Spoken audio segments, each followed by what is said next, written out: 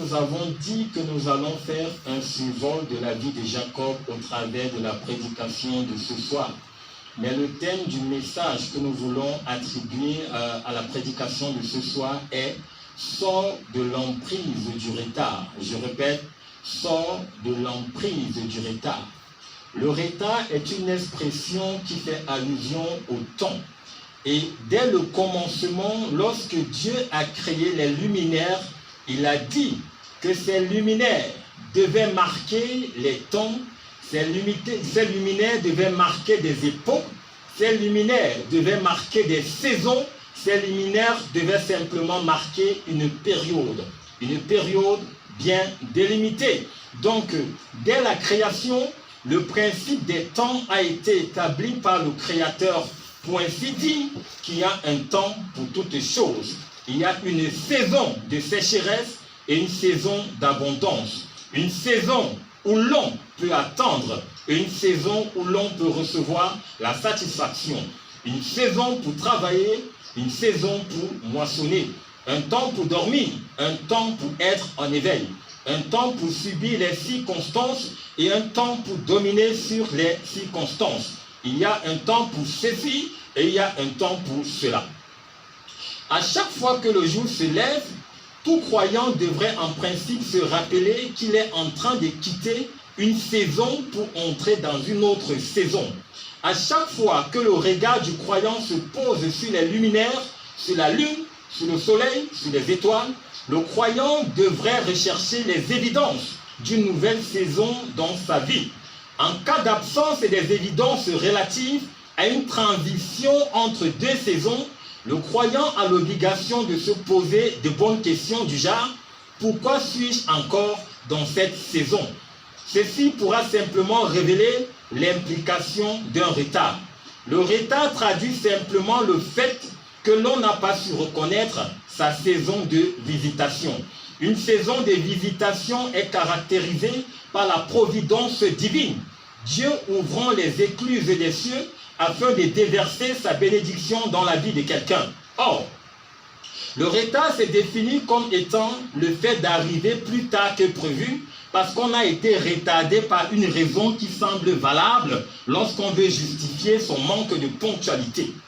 Le retard, c'est aussi rater les privilèges qu'on aurait pu obtenir si on était arrivé au temps opportun, je vais dire. Le retard impose une pression de rattrapage. Le retard impose souvent un double effort, un quintuple effort physique, mental, spirituel, pour rattraper ce qui nous a échappé lors de notre période, lors de notre saison de visitation. Ceux qui sont toujours en mode rattrapage deviennent des victimes des mauvaises décisions qu'ils prennent sous l'effet de la pression. Ceux qui sont très souvent en mode de rattrapage font très souvent l'erreur de se contenter d'une certaine condition en cherchant des fausses consolations. À force de passer outre son moment de visitation quotidien, à force de passer outre son moment de visitation hebdomadaire, à force de passer outre son moment de visitation mensuelle, annuelle ou saisonnière, on finit par s'épuiser. S'épuiser de voir ces projets qui ne prennent jamais vie. S'épuiser de tourner en rond. S'épuiser de marquer les pas sur place. S'épuiser de voir les rêves mourir au fil du temps. Le retard est principalement causé par l'ignorance et très souvent par un manque de volonté. L'ignorance qui fait de nous les spectateurs de la providence divine, alors que Dieu voudrait simplement que nous soyons des acteurs et des bénéficiaires de toutes ces grâces. Lorsqu'on entre prématurément dans un temps de visitation, on devient une victime de son immaturité et par conséquent, on est qualifié pour devenir un enfant prodigue par la mauvaise gestion de la grâce providentielle. Mais ce soir, nous voulons passer en mode de revendication parce que nous voulons parler d'un homme qui n'a pas choisi de s'appeler Kanga, qui n'a pas choisi de s'appeler Kamden Wafo. Nous voulons parler d'un homme qui n'a pas choisi de s'appeler Esomba, un homme qui n'a pas choisi de s'appeler Elundu Umbida. Nous voulons parler d'un homme qui n'a pas choisi de s'appeler Hamadou, Suleimanu, Adamou ou Daouda. Nous voulons parler d'un homme qui n'a pas choisi de porter un nom du centre, de porter un nom du sud, de porter un nom du nord, de porter un nom de l'ouest ou de porter un nom de l'est. Nous voulons aussi parler d'une femme qui n'a pas choisi de s'appeler Sophie, Hortense, Amanda, Caroline, Christelle, Isabelle, Épiphanie, Rosine, Nadège, Sidonie, Catherine. Nous voulons parler d'une femme qui n'a pas choisi de s'appeler Isaline, Karine, Linda, Gaëlle, Irène, Stéphanie, Henriette, Mariette, Marinette ou Marina. Ensemble, nous voulons parler d'un homme qui n'avait pas choisi de s'appeler Jacob. Jacob qui en réalité était le résultat ou la réponse, l'exaucement de Dieu aux prières de son père. En réalité, Rebecca était stérile.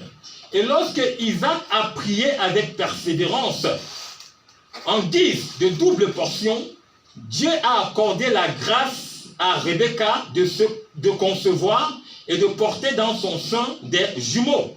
Et Dieu a précisé à Rebecca qu'il a choisi le cadet par rapport à l'aîné. Lorsque Rebecca a commencé à sentir des malaises pendant sa période post-natale, elle est passée faire une échographie spirituelle. Et Dieu lui a dit que 2 nations étaient en train de se mouvoir dans ses entrailles. Mais que Dieu, celui-là qui lui parlait en tant que médecin, Dieu qui lui parlait en tant que l'auteur de cette conception, a précisé à Rebecca qu'il a choisi, qu'il a préféré le cadet par rapport à l'aîné. Et pendant l'accouchement, l'aîné est sorti du ventre, mais son petit frère cadet a saisi son talon. Et c'est à partir de ce moment qu'il y a eu comme une tentative de trafic de destinée, parce que Madame On lui a attribué un mauvais nom.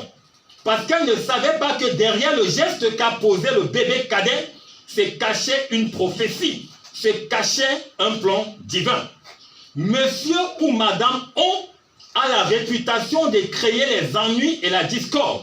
On a dit ci, on a dit ça, mais jamais personne n'a pu rencontrer le frère ou la sœur On. Mais dans ce cas de figure, c'est encore Monsieur ou Madame On qui a sémé ou qui a déposé une mauvaise graine dans la vie de celui qui dorénavant devait s'appeler Jacob. Isaac aimait Ésaü parce qu'il rapportait son salaire à la maison. Mais Rebecca aimait Jacob malgré ses défauts parce que Dieu lui avait certainement révélé qu'il était né pour briller. Rebecca avait gardé dans son esprit la parole que Dieu lui avait communiquée pendant sa grossesse. Dieu lui avait dit que le cadet allait dominer. Ces enfants n'avaient pas encore enclenché leur existence sur la terre, mais Dieu avait déjà annoncé à Rebecca qu'il avait choisi Jacob par rapport à l'aîné Ésaü. Et le fait que tu sois mal aimé ou le fait que tu sois dévalorisé ne traduit pas forcément le rejet de Dieu. Parce que derrière le rejet des hommes peut se cacher le choix de Dieu à ton endroit. Une mauvaise étiquette avait été placée sur Jacob dès sa naissance. Et pendant plusieurs années de son existence, il s'est fait exploiter par ses proches. Il a été victime d'un retard sur plusieurs domaines de sa vie. Il a vécu entre la peur et l'incertitude. Mais surtout, il a rencontré le Dieu qu'il avait choisi avant sa conception. Parce qu'il fallait que les pendules soient simplement remises à l'heure. Il fallait que cette onction du retard dans la vie de Jacob laisse place au plan de Dieu dans la vie de celui qu'on appelait le voleur, dans la vie de celui qu'on appelait l'usurpateur de droit, dans la vie de celui qu'on appelait le féman. Ésaü, qui était considéré comme la victime, était dans son coin. Mais Dieu a préféré encore se retourner vers celui que le père avait rejeté parce qu'il aimait manger la viande de brousse. Et lorsque Dieu, dans son mystère, décide de se révéler à son peuple plus tard, à partir du livre d'Exode chapitre 3, le verset 6, il se présente comme étant le Dieu d'Abraham, d'Isaac et de Jacob. Que dis-je? Dieu se présente comme étant le Dieu d'Abraham, d'Isaac et de celui qu'on a taxé de voleur. Dieu se présente comme étant le Dieu d'Abraham, d'Isaac et le Dieu de celui qu'on a rejeté ou méprisé à partir de sa propre maison. Dieu se présente comme étant le Dieu d'Isaac et de celui à qui le frère aîné avait essayé de supplanter. En effet, Ésaü avait vendu son droit d'aînesse à Jacob parce qu'il avait faim.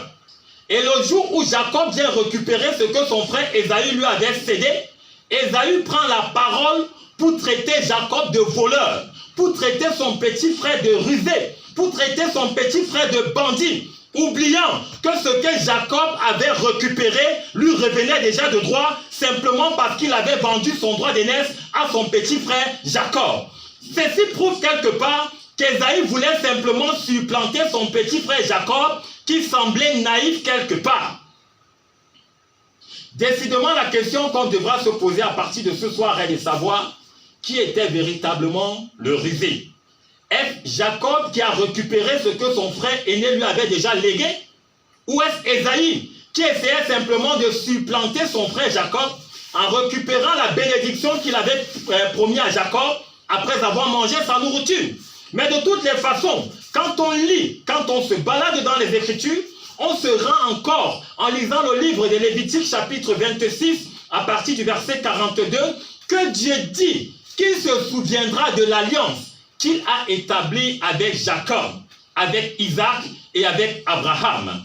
Puissent les yeux de ton Créateur se poser favorablement sur toi qui m'écoutes en ce moment, au nom puissant de Jésus-Christ.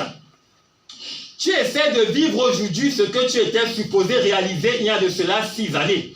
L'énergie que tu devais consacrer à autre chose est utilisée pour rattraper le temps perdu. C'est à toi que je m'adresse. Au point où, au moment de vivre les choses qui sont destinées à la prochaine saison, tu seras encore en train de courir derrière les choses que tu as laissées passer, peut-être parce que tu n'as pas su reconnaître ton temps de visitation. Je voudrais déjà rappeler que lorsqu'on est victime du retard spirituel dans sa vie, on commence à se sentir épuisé, on commence à se sentir fatigué, on commence à se sentir démoralisé, on se sent frustré et on se sent abattu.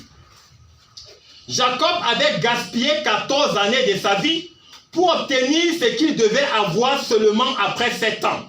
Pour se marier à sa bien-aimée Rachel, il a fallu qu'il travaille pendant 14 années simplement parce qu'il avait été dupé. On se fait facilement duper lorsqu'on porte sur sa vie une notion de retard. Et pendant que je suis en train de parler, j'ai cette ferme conviction que Dieu est en train d'ôter le manteau de retard sur la vie d'un auditeur en ligne. Et je prie que ce soit ta portion au nom puissant de Jésus. Pendant 7 années supplémentaires, Jacob avait gaspillé l'énergie qu'il devait dépenser pour s'enrichir au profit de son oncle. Laban, son oncle, ce fameux oncle, avait fait travailler son neveu Jacob pendant 7 années supplémentaires parce qu'il s'était rendu compte que la grâce de Dieu reposait sur son neveu, encore appelé Jacob, considéré par certains comme étant le voleur, tandis que Dieu a fait de Jacob le choix de son cœur. Jacob, je parle de Jacob ce soir. Jacob qui a souvent été traité comme un féman. Jacob qui a souvent été traité comme une mauvaise personne. C'est de lui que je parle, parce que ta vie n'est pas différente de celle de Jacob. Jacob se sentait abattu simplement parce qu'il avait travaillé, il avait dépensé plus d'énergie. Quand il devait prendre sa retraite, il était encore dans l'obligation de travailler simplement parce que ce qu'il avait rassemblé ne lui permettait pas encore de se reposer. L'énergie qu'il devait dépenser pour se réjouir était plutôt destinée à travailler afin d'enrichir quelqu'un d'autre, jusqu'à ce que le Dieu qu'il avait choisi avant sa naissance se manifeste, se révèle à lui donne des instructions pour le délivrer de cette onction de retard qui planait sur ta vie. Et le thème du message de ce soir est sort de l'emprise du retard. Je ne connais pas sur quel domaine de ta vie tu accuses du retard. Peut-être tu faisais une navigation à vue simplement parce que tu étais confus. Tu étais désespéré d'avoir essayé, échoué. Tu as encore essayé, tu as échoué, tu as réessayé et tu as rééchoué. C'est à toi que je suis en train de parler parce que tu t'appelles Jacob. Jacob. Tu peux échouer pendant plusieurs années de ta vie, mais cela ne traduit pas le fait que tu ne fais pas partie des élus de Dieu. Tu peux te faire exploiter pendant plusieurs décennies de ton existence, mais cela n'enlève et ne change en rien que tu sois le choix de Dieu. Et c'est à toi que le Seigneur m'envoie dire ce soir, sors de l'emprise du retard. Que ce soit ta portion au nom puissant de Jésus-Christ. Jacob était entre le marteau et l'enclume. Et c'est à ce moment que Dieu a intervenu parce qu'il en était de trop. Je prie afin qu'à ton sujet, Dieu dise qu'il en est de trop par rapport à tes problèmes. Je prie afin que Dieu qui observe les hommes qui veulent t'exploiter au point de te presser comme une orange commence à dire à ces hommes qu'il en est de trop. Je prie afin que Dieu change ton identité en enlevant toute onction de retard sur ta vie au nom puissant de Jésus-Christ. Puisse le Seigneur venir à ta rencontre afin de changer ton désarroi en témoignage pendant que tu es en train de l'écouter te parler au travers de ce message au nom puissant de Jésus-Christ. Alors l'histoire de Jacob nous dit qu'à un moment donné, il était confus. Il venait de sortir, que dis-je? Il venait d'échapper aux mauvaises intentions de son oncle. Il était en train de se rediriger vers le pays que Dieu lui avait accordé comme héritage. Il venait de sortir d'un danger, mais il était exposé à un autre danger. Il venait d'échapper à la mort que son beau-frère, son beau-père, son oncle Laban voulait lui affliger, et il s'est dirigé vers un individu qui lui avait également promis la mort. Cet individu s'appelait Ésaü, son frère aîné. Ésaü avait promis à Jacob de le lapider, de l'étrangler, de l'abattre le jour qu'il le verra, simplement parce que Jacob était entré en possession de ce qu'Ésaü, son frère, lui avait cédé. Jacob était confus. Jacob n'avait plus de solution. Jacob était embarrassé. Jacob se posait la question de ce qu'il était appelé à faire. Et c'est pendant que son cœur était dans l'abattement que Dieu décide de venir à sa rencontre. Et il est dit au travers des Écritures que pendant cette nuit, Jacob a combattu contre un homme. Pendant cette nuit, Jacob a mis sa peur de côté. Il a pris une portion de courage au fond de lui. Il a dit, mais de quoi est-ce qu'il est question? Il est temps que je commence à vivre sans être la victime de ce que les hommes veulent m'imposer. Il ne savait pas que l'homme qui était en face de lui était son créateur. Il ne savait pas que l'homme qui était en face de lui était l'ange de l'Éternel qu'il avait choisi avant la fondation du monde. Oui, je suis en train de parler de Jacob. Quand je dis Jacob, je m'adresse aussi à toi. Parce qu'avant que les fondations du monde ne soient établies, Dieu t'avait choisi. Dieu t'avait établi. Même si les hommes ont essayé de trafiquer ta destinée dès ta naissance, en t'attribuant un nom qui a une mauvaise signification, je vais simplement te dire que le nom que tu portes n'annule pas le choix de Dieu sur ta vie. Le nom que tu portes n'annulera pas le plan de Dieu pour ta vie. Mais seulement, il faudra que pendant que Dieu, qui est omniprésent, tout comme il est à côté de toi, vienne te rencontrer. Et pendant qu'il est devant toi, il faudra que tu fasses preuve d'héroïsme, que tu t'accroches au vêtement de Dieu et que tu dises, Seigneur, assez c'est assez. Seigneur, mon cas est urgent. Seigneur, libère-moi de cette onction du retard qui fait en sorte que mes propres frères essaient de me duper. Seigneur, libère-moi de cette onction du retard qui fait en sorte que mes oncles veulent m'exploiter. Seigneur, libère-moi de cette onction de retard qui fait en sorte que les hommes me menacent tous les jours en me promettant la mort. Seigneur, pendant que je t'ai saisi par la foi, Seigneur, pendant que je t'ai saisi par la prière, libère-moi de cette onction du retard qui fait en sorte que je travaille doublement pour recevoir le salaire qui me revient de droit. Seigneur, pendant que je t'ai saisi par ce message, libère-moi de toute emprise du retard afin que j'entre dans ma destinée. Nous avons lu ce que Jacob a transmis comme bilan de sa vie au Pharaon.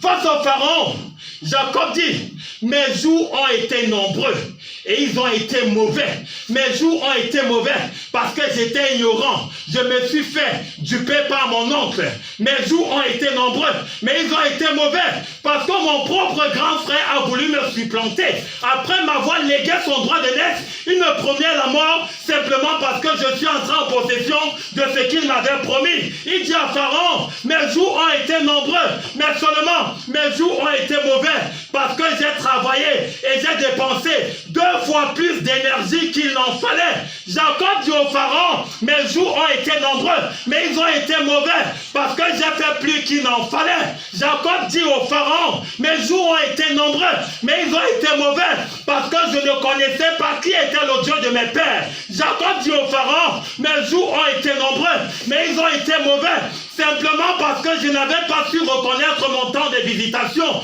Lorsque les anges de l'Éternel descendaient pour se révéler à moi, je prenais peur, je paniquais et je me contentais de bâtir un hôtel pour voyager vers une destination que je pensais connaître ou rencontrer le bonheur. Mais lorsque j'ai fait ce voyage, sans écouter la révélation que les anges de Dieu voulaient me transmettre, je suis encore tombé dans le piège des personnes qui voulaient exploiter mon étoile. Pendant que je te parle du bilan de Jacob, je revendique que ton étoile soit libérée à partir de ce soir. Je revendique que tout nuage qui planait autour de ton étoile, afin de t'imposer le retard, soit dissipé au nom puissant de Jésus. Mais seulement comme Jacob, il faudrait que tu te saisisses de Dieu par sa parole. Il faudrait que tu te saisisses de Dieu par la foi. Il faudrait que tu te saisisses de Dieu par la prière. Parce qu'il est temps que les pendules soient remises à l'heure. Et Dieu m'envoie te dire ce soir, sors de l'emprise du retard. C'est un ordre. C'est un ordre. Ce n'est pas un conseil. Ce n'est pas une demande. Dieu ordonne qu'à compter de ce soir, tu sortes de toute emprise de retard au nom puissant de Jésus. Ce que Dieu dit, Samuel accompli. Jacob avait été retardé dès sa naissance. Par la perception des hommes à son sujet, Jacob avait été retardé. Par sa naïveté, Jacob avait été retardé. Par l'ignorance, Jacob avait été retardé au point où il était la victime de l'emprise du retard. Si seulement il s'était attaché à Dieu avant, son oncle n'allait pas le tromper en lui donnant comme femme Léa, tandis qu'il était en train de travailler pour recevoir Rachel. Je ne connais pas qui t'a exploité depuis des années. Je ne connais pas qui a manigancé ou trafiqué ton étoile depuis ta naissance. Mais je suis venu t'annoncer ce soir que le Seigneur te tend la main et il voudrait que tu t'accroches à lui parce qu'il veut te libérer de toute tension du retard. Ce qui est écrit pour notre instruction. Quand Dieu te fait part de la finalité, de la conclusion du bilan de l'existence de Jacob sur la terre, c'est simplement parce qu'il voudrait que ton cas soit différent. Dieu a permis que Jacob vive avant toi simplement parce qu'il fallait que tu corriges les erreurs de Jacob dans ta vie. Et je prie afin qu'à compter de ce soir, le Seigneur ouvre tes yeux sur ton identité véritable en Christ.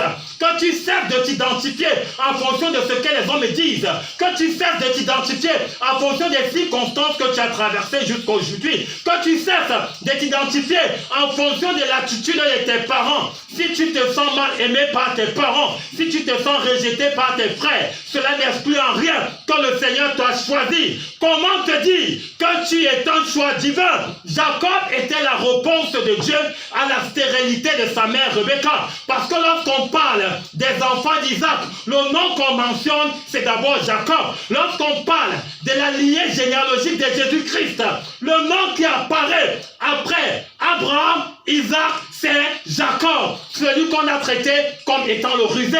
Je ne connais pas comment on t'a traité jusqu'à ce jour, mais la bonne nouvelle de ce soir est de savoir que les choses peuvent encore changer et que le Seigneur est disposé à changer les circonstances dans ta vie. Je prie afin que le Seigneur bénisse sa parole dans ton cœur ce soir. Dans quelques minutes, nous allons ouvrir le standard afin de pouvoir prier par l'Esprit de Dieu, afin de pouvoir faire des proclamations, afin de pouvoir impliquer Dieu dans ton cas, afin que tu te saisisses de lui par la foi, afin que tu te saisisses de lui par l'écoute de sa parole de Dieu, de sa parole, afin que tu te saisisses de lui au travers de ta prière. Bien-aimé, que le Seigneur te bénisse. Je profite encore de cette occasion pour dire que tu es béni de l'Éternel. Lorsque Dieu a planifié ce qui allait se produire dans ta génération, tu faisais partie du plan de Dieu. Ce que les hommes font en dépit du plan de Dieu a une date d'expiration. Et ce soir, la date d'expiration de l'onction du retard dans la vie de quelqu'un est arrivée. Que le Seigneur te bénisse abondamment. Dans le précieux nom de Jésus, nous avons prié. Amen.